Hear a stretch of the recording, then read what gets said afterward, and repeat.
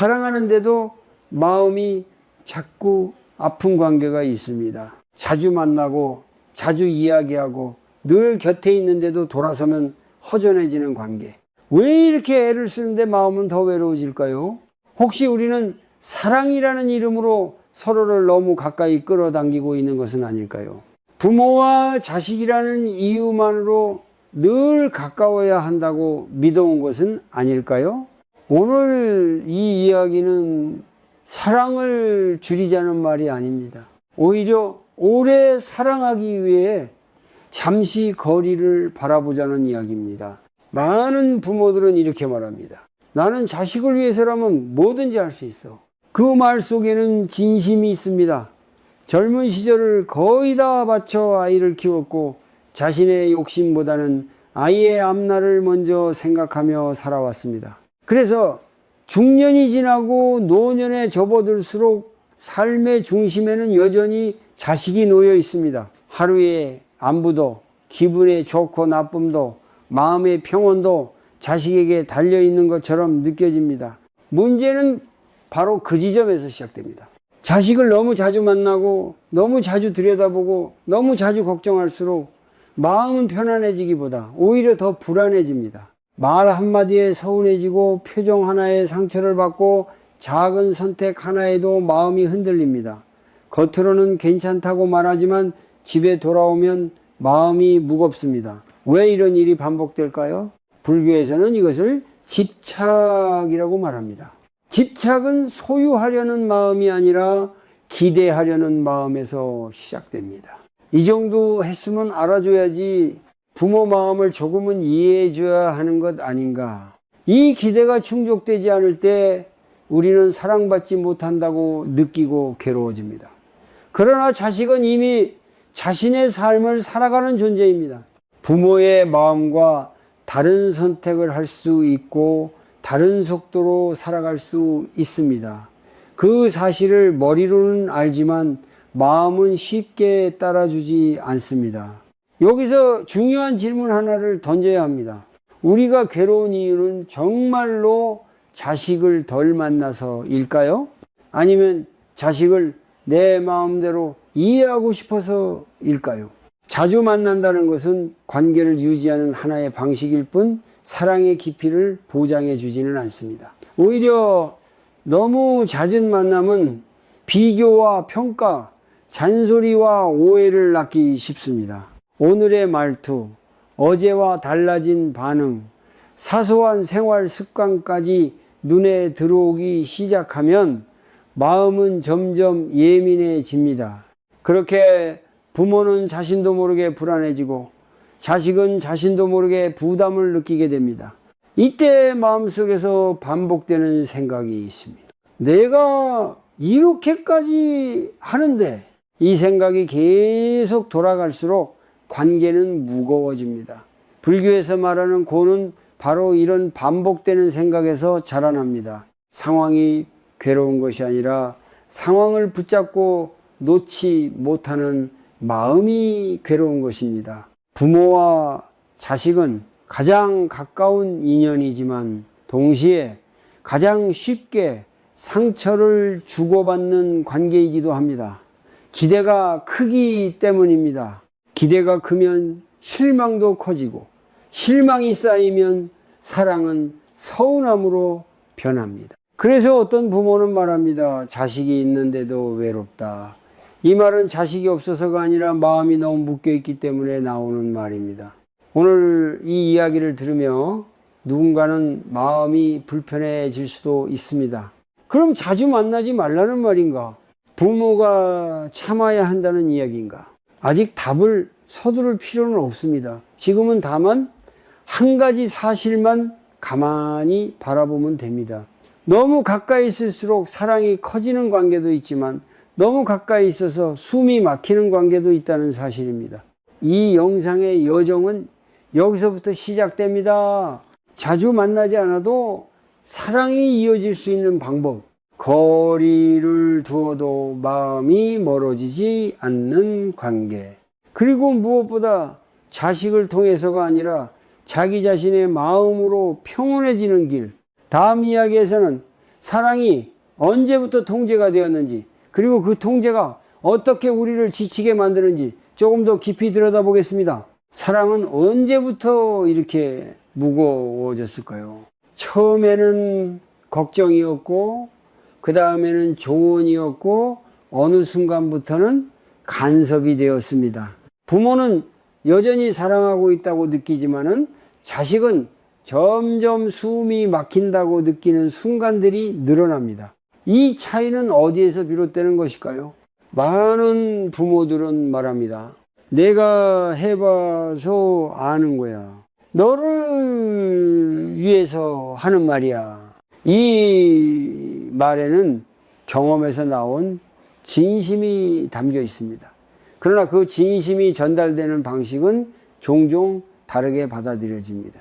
사랑이 걱정이라는 얼굴을 쓰고 걱정이 통제라는 옷을 입기 시작할 때 관계의 공기는 서서히 답답해집니다.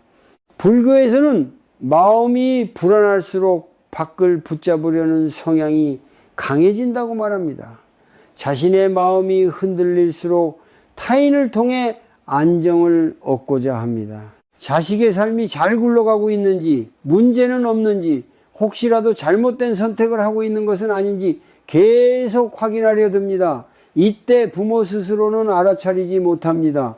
지금 이 마음이 사랑이 아니라 두려움에서 나오고 있다는 사실을 말입니다. 통제는 대부분 불안에서 시작됩니다. 통제하고 싶다는 것은 상대를 믿지 못해서가 아니라 사실은 자기 자신을 믿지 못해서 생겨나는 경우가 많습니다. 자식이 힘들어질까 두렵고 그 힘든 모습을 감당할 자신이 없어서 미리 막아주고 싶어집니다. 하지만 삶은 막아줄 수 있는 것이 아니라 스스로 통과해야 하는 과정입니다. 부모가 자식을 너무 자주 만나고 너무 많이 관여할수록 자식의 삶은 점점 보고해야 하는 삶이 됩니다. 오늘은 뭐 먹었는지, 왜 그런 선택을 했는지, 왜 그렇게 살고 있는지 설명해야 하는 삶. 처음에는 이해해주고 싶은 마음이었지만 반복될수록 자식은 자신의 삶을 스스로 살고 있다는 감각을 잃어갑니다. 그때부터 관계는 서서히 긴장 속으로 들어갑니다. 여기서 중요한 것은 통제는 결코 의도적으로 시작되지 않는다는 점입니다. 대부분의 부모는 자신이 통제하고 있다고 생각하지 않습니다. 오히려 나는 참 많이 참는다고 느낍니다. 하지만 참는다는 말 속에는 이미 기대가 숨어 있습니다. 그 기대가 충족되지 않을 때 말투가 바뀌고 표정이 달라집니다. 말은 하지 않아도 분위기는 전해집니다. 심리적으로 보면은 부모와 자식 사이에는 쉽게 동일시가 일어납니다. 자식의 성취는 곧 나의 성취가 되고 자식의 실패는 곧 나의 실패처럼 느껴집니다. 이 동일시는 사랑처럼 보이지만 사실은 경계를 흐리게 만듭니다. 경계가 흐려질수록 감정은 서로 뒤섞이고 작은 일에도 상처가 깊어집니다. 불교에서는 이를 나와 너를 구분하지 못하는 마음이라고 설명합니다. 각자는 각자의 인연과 업을 가지고 살아가는데 그 경계를 인정하지 않으면 고통이 생깁니다. 자식의 삶을 내 삶처럼 느끼는 순간 부모는 쉬지 못합니다. 항상 마음이 바쁘고 늘 뭔가를 바로잡아야 할 것 같은 상태에 머물게 됩니다. 이때 필요한 것은 자식을 바꾸는 일이 아닙니다. 자식의 선택을 수정하는 것도 아닙니다. 먼저 돌아봐야 할 것은 지금 내 마음이 얼마나 불안한지입니다. 자식이 아니라 내 마음이 쉬고 싶어 하는 것은 아닌지 스스로에게 물어봐야 합니다. 잠시 멈추어 이렇게 해보십시오. 자식 생각이 날 때 바로 행동으로 옮기지 말고 호흡을 3번만 천천히 해보는 것입니다. 들숨에서는 지금 나는 불안하다고 알아차리고 날숨에서는 이 불안은 내 마음에서 나왔다고 인정해 보십시오. 이 짧은 멈춤만으로도 통제는 조금씩 힘을 잃기 시작합니다. 사랑이 통제가 되지 않으려면 먼저 내 마음을 다스릴 수 있어야 합니다. 그래야만 자식에게서 한 발 물러설 수 있고 그 한 발의 거리가 오히려 관계를 숨쉬게 만듭니다. 다음 이야기에서는 불교가 말하는 거리의 의미를 통해 왜 떨어져 있어도 마음은 더 가까워질 수 있는지 살펴보겠습니다. 예. 사람들은 흔히 이렇게 생각합니다. 가족이니까, 부모와 자식이니까 멀어지면 안 된다고 말입니다. 하지만 불교의 가르침은 조금 다른 방향을 가리킵니다. 가장 가까운 관계일수록 오히려 올바른 거리가 필요하다고 말합니다. 그 거리는 사랑이 식어서 생기는 것이 아니라 집착이 줄어들 때 자연스럽게 생겨나는 거리입니다. 불교에서 말하는 첫 번째 핵심은 무상입니다. 모든 것은 변합니다. 사람도, 관계도, 감정도 변합니다. 자식 역시 예외가 아닙니다. 어린 시절의 자식, 청년기의 자식, 중년이 되어가는 자식은 모두 다른 존재입니다. 그런데 부모의 마음은 종종 한 시점에 머뭅니다. 아직도 예전의 모습을 기준으로 자식을 바라보고 그 기준에 맞지 않을 때 괴로워합니다. 이 괴로움은 자식이 변했기 때문이 아니라 부모의 마음이 변화를 따라가지 못해서 생깁니다. 무상을 받아들이지 못하면 변화는 배신처럼 느껴집니다. 예전에는 안 그랬는데 라는 말이 자주 떠오른다면 그 마음 속에는 무상을 거부하는 집착이 숨어 있습니다. 두 번째는 무아입니다. 불교는 어떤 존재도 완전히 내 것일 수 없다고 말합니다. 자식은 부모의 몸을 빌려 이 세상에 왔을 뿐 부모의 소유가 아닙니다. 하지만 많은 부모는 마음속 깊은 곳에서 자식을 자신의 일부처럼 느낍니다. 그래서 자식이 다른 선택을 하면 마치 내가 부정당한 것처럼 아파합니다. 이 동일시는 자연스럽게 생기지만 그대로 두면 고통의 씨앗이 됩니다. 자식의 삶과 나의 삶이 섞여버리면 어느 쪽도 자유롭지 못해집니다. 부모는 늘 걱정 속에 머물고 자식은 늘 설명해야 하는 존재가 됩니다. 불교에서 말하는 무아는 냉정해지라는 말이 아니라 서로를 분리해서 바라보라는 가르침입니다. 분리할 때 비로소 존중이 시작됩니다. 세 번째는 중도입니다. 너무 멀어지는 것도 너무 가까워지는 것도 모두 극단입니다. 중도란 딱 적당한 거리를 찾는 지혜입니다. 자주 만나지 않는다고 해서 사랑이 없는 것이 아니고 자주 만난다고 해서 사랑이 깊은 것도 아닙니다. 중요한 것은 만나는 횟수가 아니라 그 만남에 어떤 마음으로 임하느냐입니다. 부모가 자식을 만날 때 늘 조언해야 한다는 마음으로 다가가면 만남은 피곤해집니다. 반대로 있는 그대로를 보고 듣겠다는 마음으로 다가가면 짧은 만남도 충분해집니다. 중도의 관점에서 보면은 거리는 줄이거나 늘리는 대상이 아니라 마음의 태도에 따라 자연히 조정되는 것입니다. 여기서 거리란 물리적인 거리만을 의미하지 않습니다. 정서적인 거리, 기대의 거리, 간섭의 거리까지 포함합니다. 같은 집에 살아도 정서적 거리가 적절할 수 있고 멀리 살아도 마음이 편안할 수 있습니다. 불교는 이 정서적 거리를 가장 중요하게 봅니다. 정서적 거리가 적절하다는 것은 자식의 감정을 자식의 것으로 돌려보낼 수 있다는 뜻입니다. 기분이 나빠 보여도 바로 개입하지 않고 선택이 마음에 들지 않아도 침묵할 수 있는 힘입니다. 이 힘은 차가움이 아니라 자제력에서 나옵니다. 자제력은 사랑을 억누르는 것이 아니라 사랑이 상처로 변하지 않게 지켜주는 장치입니다.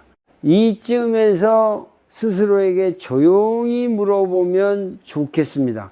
나는 자식을 사랑하고 있는가? 아니면 자식을 통해 안심하고 싶은가? 이 질문은 자책을 위한 것이 아닙니다. 마음을 정직하게 들여다보기 위한 질문입니다. 이 차이를 알아차리는 순간 관계를 대하는 태도가 달라지기 시작합니다. 간단한 실천 하나를 제안합니다. 자식에게 연락하고 싶어질 때 바로 전화를 걸기 전에 잠시 멈춰 보십시오. 그리고 마음속으로 이렇게 말해보는 것입니다. 이 연락은 사랑인가 불안인가? 불안해서 나온 연락이라면 오늘은 하지 않아도 괜찮습니다. 그 하루의 침묵이 관계를 망치지 않습니다. 오히려 숨을 고르게 해줍니다. 불교에서 말하는 거리는 멀어짐이 아닙니다. 서로의 삶을 존중하는 공간입니다. 그 공간이 있을 때 사랑은 눌리지 않고 흐를 수 있습니다. 다음 이야기에서는 왜 가까울수록 사소한 갈등이 커지고 그 갈등이 부모의 마음을 더 지치게 만드는지 살펴보겠습니다. 가까이 지낼수록 더 잘 이해하게 될 것이라고 믿습니다. 하지만 현실에서는 정반대의 경험을 하는 경우가 많습니다. 자주 볼수록, 자주 이야기할수록 마음이 편해지기보다는 오히려 사소한 일에 마음이 걸리고 작은 말에도 상처를 받습니다. 왜 이런 일이 생길까요? 부모와 자식이 너무 자주 만나게 되면 삶의 세세한 부분까지 자연스럽게 드러나게 됩니다. 식사 습관, 말투, 표정, 생활 리듬, 소비 방식까지 눈에 들어옵니다. 처음에는 그냥 보이던 것들이 어느 순간부터는 판단의 대상이 됩니다. 왜 그렇게 먹을까? 왜 저렇게 말할까? 왜 굳이 저런 선택을 할까? 이런 생각들이 쌓이면서 마음속에 작은 불편함이 자라납니다. 이 불편함은 대부분 말로 표현되지 않습니다. 부모는 참고 넘깁니다. 괜히 말해서 사이가 틀어질까봐, 잔소리하는 사람으로 보일까봐 마음속에 담아둡니다. 하지만 말하지 않는다고 해서 감정이 사라지는 것은 아닙니다. 오히려 쌓인 감정은 표정과 분위기로 흘러나옵니다. 자식은 그 미묘한 변화를 감지합니다. 그리고 이유를 모른 채 부담을 느끼게 됩니다. 심리적으로 보면 갈등의 크기는 사건의 크기와 비례하지 않습니다. 갈등은 누적된 감정에서 터져 나옵니다. 아주 작은 말 한마디가 큰 상처가 되는 이유는 그 말 자체 때문이 아니라 그 이전에 쌓여있던 서운함과 피로 때문입니다. 자주 만날수록 이런 감정의 누적은 빨라집니다. 불교에서는 이를 번뇌의 미세한 축적이라고 설명합니다. 큰 욕심이나 큰 분노만이 고통을 만드는 것이 아닙니다. 매일 조금씩 쌓이는 판단, 비교, 실망이 결국 마음을 지치게 합니다. 부모는 자식을 사랑한다고 생각하지만 마음은 늘 평가하는 상태에 놓이게 됩니다. 평가가 시작되면 사랑은 조건을 갖게 됩니다. 이렇게 하면 괜찮고 저렇게 하면 마음에 들지 않는다는 기준이 생기기 때문입니다. 이때 자주 나타나는 심리가 비교입니다. 형제 간의 비교, 다른 집 자식과의 비교, 심지어 과거의 자식과 현재의 자식을 비교합니다. 예전에는 말 잘 들었는데 다른 집에는 이 정도는 하던데, 이런 비교는 말로 하지 않아도 마음속에서 계속 반복됩니다. 이 반복되는 생각은 부모 스스로를 더 피곤하게 만들고 자식과의 만남을 긴장으로 채웁니다. 자식의 입장에서도 비슷한 일이 일어납니다. 자주 만날수록 부모의 기대와 반응을 의식하게 됩니다. 아무 말도 하지 않았는데도 눈빛 하나에 평가받고 있다는 느낌을 받습니다. 그러면 자연스럽게 방어적인 태도가 생깁니다. 솔직한 이야기를 줄이고 필요한 말만 하게 됩니다. 부모는 그 변화를 느끼며 더 서운해집니다. 이렇게 서로의 마음은 점점 엇갈립니다. 여기서 중요한 점은 이런 갈등이 특별한 가정에서만 생기는 것이 아니라는 사실입니다. 오히려 서로를 아끼고 책임감이 강한 가족일수록 이런 문제를 더 자주 겪습니다. 잘하고 싶다는 마음이 크기 때문에 실망도 커집니다. 불교에서는 이것을 애착에서 비롯된 고통이라고 말합니다. 이쯤에서 우리는 질문을 바꿀 필요가 있습니다.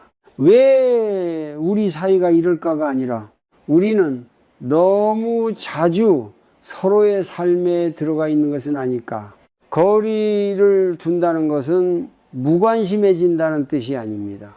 거리를 둔다는 것은 서로의 일상에 불필요하게 개입하지 않겠다는 선택입니다.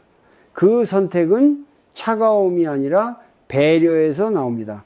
자주 만나지 않으면 만남 하나하나가 더 소중해집니다. 사소한 말투나 습관보다는 얼굴을 보고 안부를 묻는 것 자체에 집중하게 됩니다. 작은 실천을 하나 해볼 수 있습니다. 다음에 자식을 만났을 때 마음에 걸리는 것이 보여도 바로 판단하지 말고 속으로 이렇게 말해 보십시오. 이건 내 삶이 아니라 저 사람의 삶이다. 이 한 문장은 마음속에서 불필요한 평가를 멈추게 하는 역할을 합니다. 평가가 멈추면 감정의 누적도 느려집니다. 자주 만나서 생기는 갈등은 사랑이 부족해서가 아닙니다. 오히려 사랑을 너무 가까이에서 쓰고 있기 때문에 생깁니다. 다음 이야기에서는 왜 부모가 자식을 자신의 일부처럼 느낄 때 더 깊은 고통이 생기는지 그 마음의 구조를 조금 더 들여다보겠습니다. 부모의 마음 속에는 쉽게 사라지지 않는 감각이 하나 있습니다. 자식은 나와 떨어진 존재이지만 동시에 나의 연장선처럼 느껴진다는 감각입니다. 이 감각은 사랑에서 비롯되었지만 시간이 흐를수록 부모를 가장 힘들게 만드는 원인이 되기도 합니다. 많은 부모는 자식의 선택을 보며 자신을 돌아봅니다. 자식이 잘 되면 안도하고 자식이 흔들리면 마음이 무너집니다. 겉으로는 네 인생은 네 인생이라고 말하지만 마음속 깊은 곳에서는 여전히 자식의 삶을 자신의 성적표처럼 받아들이고 있습니다. 이때 부모는 자식이 아니라 자신의 마음을 살피고 있는지도 모릅니다. 불교에서는 이런 상태를 동일시라고 말합니다. 나와 타인의 경계가 흐려진 상태입니다. 자식의 기쁨을 내 기쁨으로 느끼는 것은 자연스럽지만 자식의 불안과 실패까지 모두 내 것으로 끌어안기 시작하면 마음은 쉴 수 없습니다. 이 동일시는 사랑처럼 보이지만 실제로는 큰 부담을 만들어냅니다. 자식이 부모의 기대와 다른 길을 선택할 때 부모의 마음은 두 번 아파집니다. 한 번은 저 아이가 힘들까봐 아프고 또 한 번은 내가 잘못 키운 것은 아닐까라는 생각 때문에 아픕니다. 이 두 번째 고통은 자식 때문이 아니라 자식을 나의 일부로 여기는 마음에서 나옵니다. 심리적으로 보면 이런 동일시는 부모 자신의 삶이 충분히 채워지지 않았을 때 더 강해집니다. 자식이 삶의 중심이 되면 자식의 삶이 흔들릴 때 내 삶 전체가 흔들립니다. 그래서 부모는 자식에게 더 가까이 다가가고 더 많이 관여하려 합니다. 하지만 그럴수록 자식은 점점 멀어지고 싶어집니다. 이 간극에서 관계의 고통이 깊어집니다. 불교에서 말하는 무아는 바로 이 지점에서 중요해집니다. 무아란 아무것도 중요하지 않다는 말이 아니라 어떤 존재도 나의 소유가 아니라는 깨달음입니다. 자식은 부모의 삶을 대신 살아주기 위해 태어난 존재가 아닙니다. 각자 자신의 인연과 과제를 안고 이 세상에 왔을 뿐입니다. 이 사실을 받아들이지 못하면 사랑은 쉽게 집착으로 변합니다. 부모가 자식을 자신의 일부로 여길수록 자식의 선택 하나하나에 의미를 과도하게 부여하게 됩니다. 직업, 결혼, 돈, 생활 방식까지 모두 왜 그렇게 했을까라는 질문의 대상이 됩니다. 이 질문은 걱정처럼 보이지만 자식에게는 인정받지 못한다는 신호로 전달되기 쉽습니다. 자식의 입장에서 보면 이런 시선은 숨을 막히게 합니다. 자신의 선택이 늘 부모의 마음 상태를 좌우하는 것처럼 느껴지기 때문입니다. 그래서 자식은 솔직해지기보다 조심스러워지고 가까워지기보다 거리를 두게 됩니다. 부모는 그 거리를 느끼며 더 불안해지고 다시 더 붙잡으려 합니다. 이 악순환이 반복됩니다. 여기서 중요한 전환점은 하나입니다. 자식을 나의 일부로 보는 시선에서 완전히 다른 한 사람으로 바라보는 시선으로 옮겨가는 것입니다. 이것은 냉정해지는 것이 아니라 관계를 성숙하게 만드는 과정입니다. 다른 사람으로 바라볼 때 비로소 존중이 생기고, 존중이 생길 때 관계는 숨을 쉴 수 있습니다. 이 전환은 하루아침에 이루어지지 않습니다. 그래서 작은 연습이 필요합니다. 자식의 선택이 마음에 들지 않을 때 즉시 평가하지 말고 속으로 이렇게 말해 보십시오. 이 선택의 결과는 저 사람이 감당할 몫이다. 이 문장은 무책임이 아니라 신뢰의 표현입니다. 신뢰가 쌓일수록 부모의 마음은 조금씩 가벼워집니다. 또 하나의 연습은 질문을 바꾸는 것입니다. 왜 저럴까? 대신 저 사람은 저 사람의 방식으로 살아가고 있다고 말해보는 것입니다. 이 말은 자식을 멀리 보내는 말이 아니라 나 자신을 자유롭게 하는 말입니다. 자식을 나와 분리해서 바라보는 순간 이상하게도 관계는 차가워지지 않습니다. 오히려 감정의 소음이 줄어들고 만남이 덜 피곤해집니다.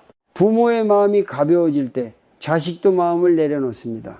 다음 이야기에서는 이렇게 분리된 시선 위에서 어떻게 만남을 이어가야 하는지, 그리고 적당한 거리가 어떻게 관계를 더 따뜻하게 만드는지에 대해 이야기해 보겠습니다. 만나는 횟수를 줄인다고 해서 사랑이 줄어드는 것은 아닙니다. 오히려 어떤 마음으로 만나는지가 관계의 온도를 결정합니다. 자주 보지 않아도 따뜻할 수 있고 매일 보아도 차가울 수 있습니다. 이 차이는 마음의 태도에서 생깁니다. 부모와 자식의 만남이 힘들어지는 순간을 떠올려 보면은 대개 만남의 목적이 분명하지 않을 때입니다. 안부를 묻기에 만났는데 어느새 조언이 시작되고 걱정이 늘어나며 삶의 선택을 평가하게 됩니다. 그때 만남은 휴식이 아니라 과제가 됩니다. 서로에게 에너지를 주기보다 에너지를 소모하는 시간이 됩니다. 불교에서 말하는 자비는 상대를 바꾸려는 마음이 아닙니다. 있는 그대로를 인정하고 고통을 더하지 않으려는 태도입니다. 자비로운 만남이란 상대의 삶을 교정하는 자리가 아니라 그 존재를 그대로 맞이하는 자리입니다. 이 태도가 있을 때 만남은 짧아도 깊어집니다. 자주 만나지 않는 선택은 무관심의 표현이 아니라 자비의 선택이 될 수 있습니다. 자주 만나지 않으면 사소한 습관이나 말투에 덜 매달리게 됩니다. 대신 정말 중요한 것, 얼굴의 기색, 마음의 안부에 집중하게 됩니다. 만남이 목적을 잃지 않게 됩니다. 그래서 여기서 중요한 것은 기다림입니다. 자비는 서두르지 않습니다. 상대의 속도를 존중합니다. 자식이 스스로 말할 준비가 될 때까지 기다리고 묻고 싶어도 묻지 않는 힘을 기릅니다. 이 기다림은 냉담함이 아니라 신뢰입니다. 네 삶을 네가 책임질 수 있다는 조용한 메시지입니다. 자주 만날수록 쉽게 생기는 오해 중 하나는 말하지 않으면 멀어진다는 생각입니다. 그러나 실제로는 말이 많을수록 멀어지는 경우도 많습니다. 조언이 잦아질수록 자식은 자신의 이야기를 숨기게 됩니다. 반대로 말이 적어질수록 자식은 말할 공간을 느낍니다. 이 공간이 자비의 자리입니다. 자비로운 만남을 위해서는 먼저 부모 자신의 마음이 안정되어야 합니다. 마음이 불안하면 만남은 확인과 점검의 시간이 됩니다. 괜찮은지 문제는 없는지를 끊임없이 확인하고 싶어집니다. 이 확인 욕구는 사랑처럼 보이지만 사실은 불안을 잠재우려는 시도입니다. 불안은 밖에서 해결되지 않습니다. 먼저 내 마음에서 다뤄져야 합니다. 간단한 실천을 하나 제안합니다. 자식을 만나기 전날이나 만나기 직전에 잠시 조용히 앉아 호흡을 5번만 해보십시오. 들숨에는 나는 지금 이 만남에서 무엇을 기대하고 있는가를 묻고 날숨에는 그 기대를 잠시 내려놓겠다라고 말해보는 것입니다. 이 짧은 준비만으로도 만남의 결이 달라집니다. 만남의 목적을 하나만 정해보는 것도 도움이 됩니다. 오늘의 목적은 조언이 아니라 경청, 오늘의 목적은 해결이 아니라 공감, 오늘의 목적은 확인이 아니라 함께 웃기. 목적이 분명하면 말의 방향이 흐트러지지 않습니다. 자비는 이렇게 구체적인 선택에서 자랍니다. 자비로운 거리는 물리적인 거리만을 말하지 않습니다. 정서적인 거리를 의미합니다. 상대의 감정을 대신 짊어지지 않는 거리, 결과를 대신 책임지지 않는 거리입니다. 이 거리가 있을 때 부모는 덜 지치고 자식은 덜 숨이 막힙니다. 그리고 이상하게도 그때 관계는 더 따뜻해집니다. 불교에서는 집착을 내려놓을수록 마음이 넓어진다고 말합니다. 자식에게서 한 발 물러서면 그 자리에 다른 것들이 들어옵니다. 나 자신의 몸 상태, 하루의 리듬, 오래 미뤄두었던 관심사들입니다. 부모의 삶이 다시 숨을 쉬기 시작합니다. 이 변화는 자식에게도 전해집니다. 부모가 편안해질수록 자식도 편안해집니다. 자주 만나지 않아도 연락이 뜸해도 마음이 멀어졌다고 단정할 필요는 없습니다. 자비로운 관계는 붙잡지 않아도 이어집니다.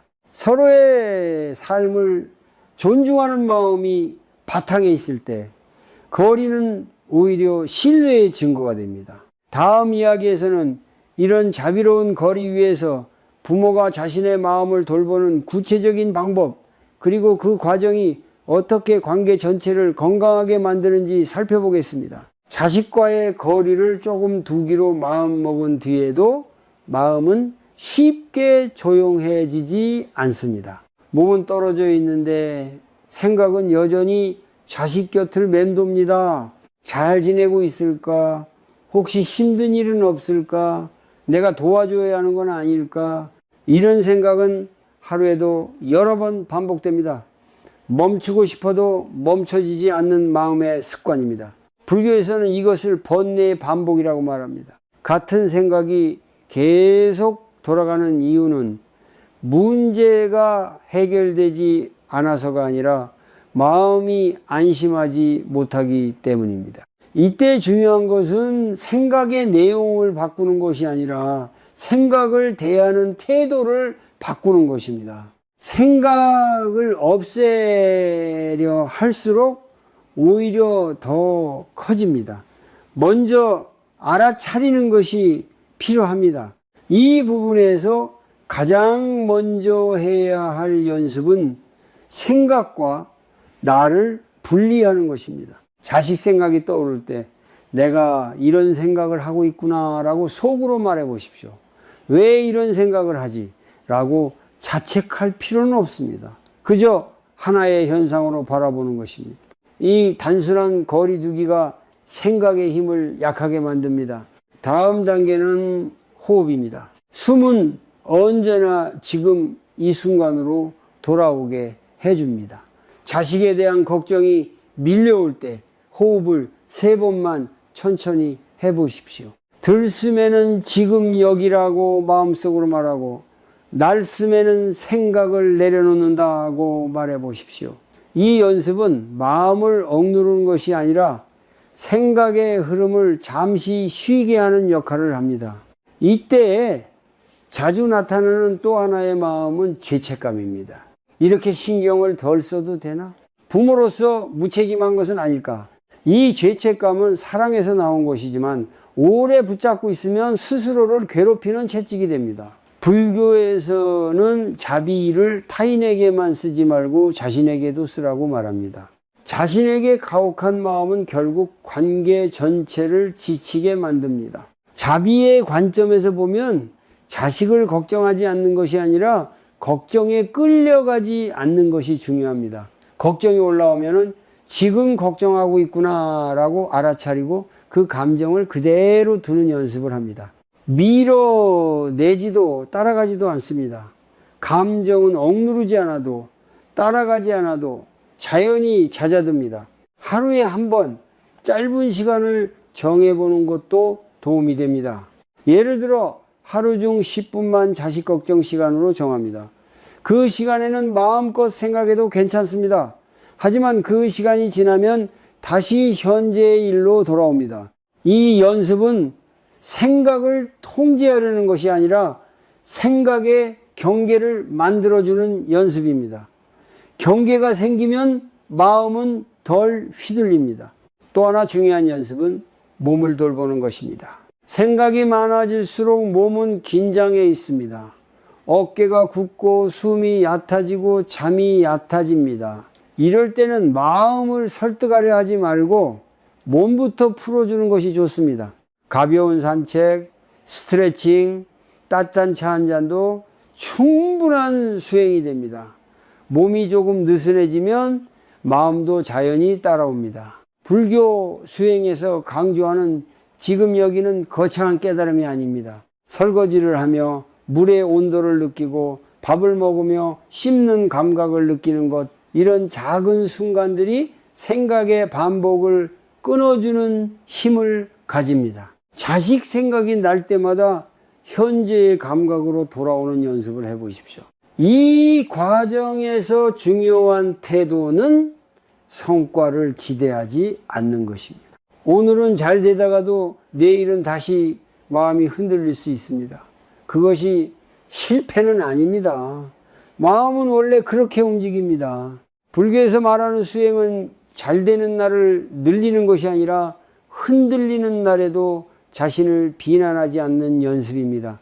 자식과의 거리를 유지하는 연습은 곧 자기 자신과 가까워지는 연습입니다. 자식에게 쓰던 에너지를 조금씩 자신에게 돌려보십시오. 잠을 충분히 자고 있는지, 몸이 보내는 신호를 무시하고 있지는 않은지 살펴보는 것부터 시작해도 좋습니다. 부모가 자기 삶을 돌보기 시작할 때 관계는 자연히 가벼워집니다. 다음 이야기에서는 자식이 아닌 나 자신의 삶을 중심에 두는 것이 왜 중요한지, 그리고 그것이 결코 이기적인 선택이 아닌 이유에 대해 이어서 이야기해 보겠습니다. 자식과의 거리를 조금씩 조정하다 보면 어느 순간 공허함이 찾아올 수 있습니다. 그동안 삶의 중심에 있던 대상이 한 발 멀어졌기 때문입니다. 이때 많은 부모는 스스로에게 이렇게 묻습니다. 그럼 이제 나는 무엇으로 살아야 하나? 이 질문은 매우 중요합니다. 그리고 피해야 할 질문이 아니라 오히려 늦기 전에 만나야 할 질문입니다. 부모의 삶이 오랫동안 자식을 중심으로 돌아갔다면 그 역할이 느슨해질 때 허전함이 생기는 것은 자연스러운 일입니다. 문제는 이 허전함을 다시 자식으로 채우려 할 때 관계의 고통이 반복된다는 점입니다. 불교에서는 삶의 중심이 바깥에 있을수록 마음은 불안해진다라고 말합니다. 자식, 배우자, 돈, 사회적 역할 같은 외적 대상의 삶의 의미를 걸어두면 그 대상이 흔들릴 때 마음도 함께 흔들립니다. 자식이 잘 지내면 안도하고 자식이 힘들어 보이면 하루가 무너집니다. 이런 구조에서는 평온이 오래 머물 수 없습니다. 그래서 불교 수행에서 중요한 것은 삶의 중심을 다시 자신에게로 가져오는 일입니다. 이것은 자식을 버리거나 무시하라는 뜻이 아닙니다. 자식이 내 삶의 전부가 되지 않게 하라는 뜻입니다. 부모에게도 부모 자신의 삶이 있고 그 삶은 존중받아야 합니다. 중년 이후의 삶은 새로운 중심을 세워야 하는 시기입니다. 체력은 예전 같지 않고 사회적 역할도 서서히 줄어듭니다. 이 변화에 저항할수록 마음은 더 불안해집니다. 반대로 이 시기를 받아들이면 삶은 다른 깊이를 가지기 시작합니다. 이때 필요한 것은 대단한 목표가 아니라 일상의 작은 균형입니다. 먼저 자신의 하루를 돌아보는 것이 좋습니다. 하루의 생각 중 얼마나 많은 부분이 자식에게 향해 있는지, 그리고 정작 나 자신에게는 얼마나 관심을 주고 있는지 살펴보십시오. 자식 생각이 하루의 대부분을 차지하고 있다면 그것은 사랑이 아니라 과도한 의존일 수 있습니다. 이 의존은 부모 자신을 지치게 만듭니다. 자기 삶을 다시 세운다는 것은 거창한 변화가 아닙니다. 규칙적인 식사, 적당한 운동, 충분한 휴식 같은 기본적인 돌봄부터 시작됩니다. 이런 기본이 무너지면 마음은 쉽게 외부에 매달리게 됩니다. 몸을 돌보는 것은 이기적인 행동이 아니라 관계를 건강하게 유지하기 위한 토대입니다. 또 하나 중요한 것은 자신만의 시간을 의도적으로 만드는 것입니다. 혼자 산책을 하거나 조용히 차를 마시는 시간, 아무 목적 없이 앉아있는 시간도 괜찮습니다.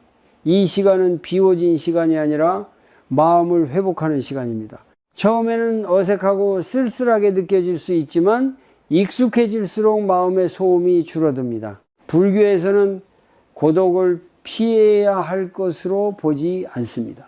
고독은 나 자신과 다시 만나는 공간입니다. 늘 누군가를 돌보느라 미뤄두었던 감정과 생각들이 이 시간의 모습을 드러냅니다. 그것을 밀어내지 말고 조용히 바라보는 것이 수행입니다. 이 과정을 거치면은 혼자 있는 시간이 외로움이 아니라 안정으로 바뀌기 시작합니다. 자기 삶이 조금씩 채워지면 자식과의 관계도 달라집니다. 자식에게서 모든 의미를 얻으려 하지 않게 되고 만남은 부담이 아니라 선택이 됩니다. 만나지 않아도 불안하지 않고 만나면 반갑습니다. 이 상태가 바로 건강한 거리입니다. 중요한 것은 이것이 이기적인 선택이 아니라는 점입니다. 부모가 자신의 삶을 잘 돌볼수록 자식은 부모를 덜 걱정하게 됩니다. 부모의 삶이 비어 있을수록 자식은 그 빈자리를 채워야 한다는 부담을 느낍니다. 자기 삶을 충실히 사는 것은 자식에게 자유를 주는 일이기도 합니다. 다음 이야기에서는 이렇게 삶의 중심이 바로 섰을 때 관계에 어떤 변화가 생기는지, 그리고 부모가 한 발 물러설 때 자식이 어떻게 다시 다가오는지에 대해 이야기해 보겠습니다. 부모가 한 발 물러섰을 때 가장 먼저 느끼는 변화는 조용함입니다. 연락이 줄고 걱정의 말이 줄고 마음이 분주하지 않게 됩니다. 처음에는 이 조용함이 낯설고 불안하게 느껴질 수 있습니다. 이렇게 둬도 괜찮은 걸까? 라는 생각이 다시 고개를 듭니다. 하지만 시간이 지나면서 전혀 다른 변화가 서서히 나타나기 시작합니다. 부모가 자식을 붙잡지 않을 때 자식은 숨을 돌릴 수 있습니다. 늘 설명했던 삶에서 벗어나 스스로 선택하고 책임질 수 있는 공간이 생깁니다. 이 공간은 자식에게 자유이지만 동시에 신뢰의 신호이기도 합니다. 네 삶을 네가 살아도 괜찮다는 메시지는 말로 하지 않아도 전해집니다. 이때 흥미로운 일이 벌어집니다. 부모가 조용해질수록 자식이 먼저 연락해 오는 경우가 늘어납니다. 부모는 아무 말도 하지 않았는데 자식이 자신의 이야기들을 조금씩 꺼내놓기 시작합니다. 예전에는 묻지 않으면 말하지 않던 것들을 이제는 스스로 말합니다. 이것은 관계가 식어서가 아니라 부담이 줄었기 때문에 가능한 변화입니다. 불교에서는 이것을 집착이 풀릴 때 인연이 자연스럽게 흐른다라고 설명합니다. 붙잡고 있을 때는 흐르지 않던 것이 손을 놓자 움직이기 시작합니다. 관계도 마찬가지입니다. 강제로 유지하려 할수록 경직되고 신뢰하면 부드러워집니다. 부모의 마음에도 변화가 생깁니다. 자식의 반응 하나하나에 일희일비하지 않게 됩니다. 연락이 와도 지나치게 기뻐하지 않고 연락이 없어도 크게 흔들리지 않습니다. 이 안정감은 관계를 더 오래 지속시킵니다. 감정의 파도가 잔잔해질수록 만남은 덜 피곤해집니다. 여기서 중요한 점은 이 변화가 단번에 나타나지 않는다는 사실입니다. 부모가 태도를 바꾸었다고 해서 자식이 바로 달라지지는 않습니다. 시간이 필요합니다. 이 시간을 견디지 못하고 다시 개입하면 이전의 패턴으로 쉽게 돌아갑니다. 그래서 이 시기에는 인내가 중요합니다. 불교에서 말하는 인내는 억지로 참는 것이 아니라 흐름을 믿는 태도입니다. 자식이 다시 다가온다는 것은 물리적으로 더 자주 만난다는 뜻만은 아닙니다. 전화 한 통, 메시지 한 줄, 짧은 안부일 수도 있습니다. 중요한 것은 그 안에 담긴 분위기입니다. 예전처럼 긴장하지 않고 평가받을 걱정 없이 이야기할 수 있을 때 그 관계는 이미 회복되고 있는 것입니다. 부모는 이때 흔히 실수하고 싶은 충동을 느낍니다. 이제 좀 괜찮아진 것 같으니 다시 예전처럼 말해도 되지 않을까? 하지만 바로 그 순간이 가장 조심해야 할 시점입니다. 다시 조언과 간섭이 시작되면 관계는 금세 이전 상태로 돌아갑니다. 변화의 초입에서는 특히 침묵의 힘이 필요합니다. 작은 실천 하나를 제안합니다. 자식이 먼저 연락해 왔을 때 해결하려 들지 말고 끝까지 들어보는 것입니다. 의견을 말하고 싶어질 때 마음속으로 한 번만 멈추고 이렇게 말해 보십시오. 지금은 듣는 자리다. 이 연습은 관계를 깊게 만드는 중요한 열쇠입니다. 부모가 편안해질수록 자식도 부모를 부담 없이 떠올릴 수 있습니다. 부모가 자신의 삶을 잘 살고 있다는 느낌은 자식에게 안정감을 줍니다. 부모가 나 없이도 괜찮다는 인식은 죄책감을 줄이고 관계를 더 자발적으로 만듭니다.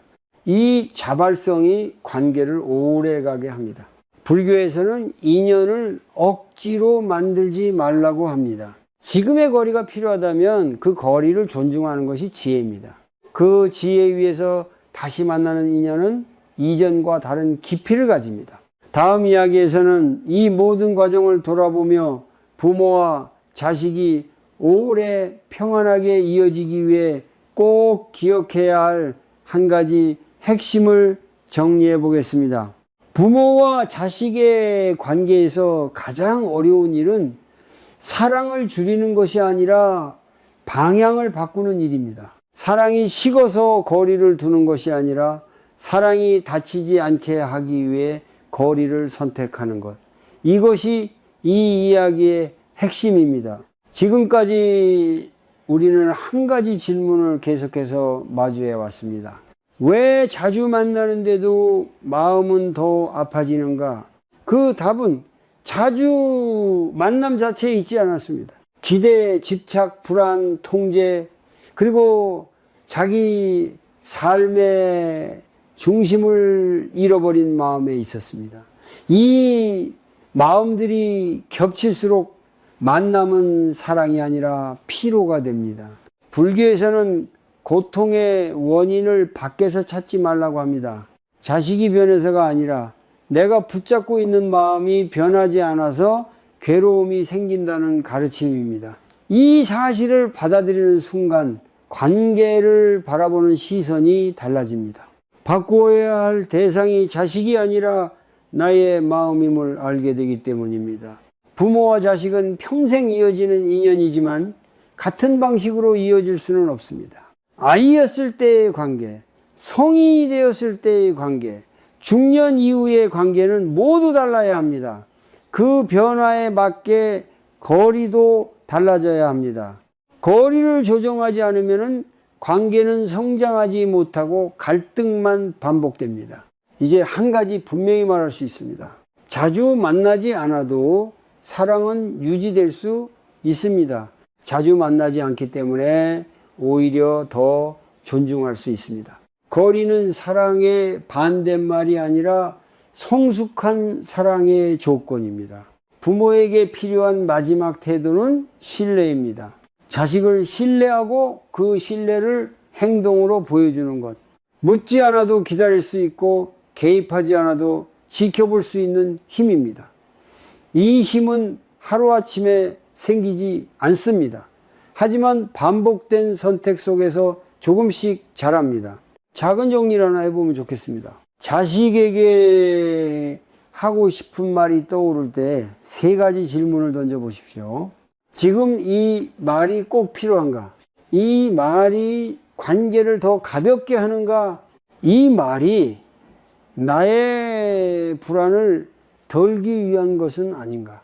이 세 가지를 통과하지 못한다면 말하지 않아도 괜찮습니다. 침묵은 때로 가장 깊은 배려가 됩니다. 그리고 잊지 말아야 할 것이 하나 더 있습니다. 부모 자신의 삶입니다. 자식을 내려놓는다는 것은 나를 포기한다는 뜻이 아닙니다. 오히려 나의 삶을 다시 붙잡는 일입니다. 내가 나의 하루를 존중할 때 관계도 존중받을 수 있습니다. 불교에서 말하는 수행은 특별한 장소에서만 이루어지지 않습니다. 오늘 하루 자식 생각에 휘둘리지 않고 내 밥을 천천히 먹고 내 몸의 피로를 살피는 것, 이 작은 실천들이 마음의 중심을 바로 세웁니다. 중심이 서면 관계는 흔들리지 않습니다. 부모와 자식이 오래 평안하게 이어지기 위해 꼭 기억해야 할 한 가지는 이것입니다. 사랑은 가까움으로 증명되지 않습니다. 사랑은 상대를 숨쉬게 하는 방식으로 드러납니다. 거리를 둔다고 해서 멀어지는 것은 아닙니다. 오히려 그 거리는 서로를 존중하는 공간이 됩니다. 그 공간 안에서 부모는 부모대로 삶을 살아가고 자식은 자식대로 삶을 살아갑니다. 그리고 그때 비로소 만남은 의무가 아니라 기쁨이 됩니다. 이 관계는 완벽해질 필요가 없습니다. 다만 덜 아프고 덜 지치면 충분합니다. 그것이 오래가는 관계의 모습입니다.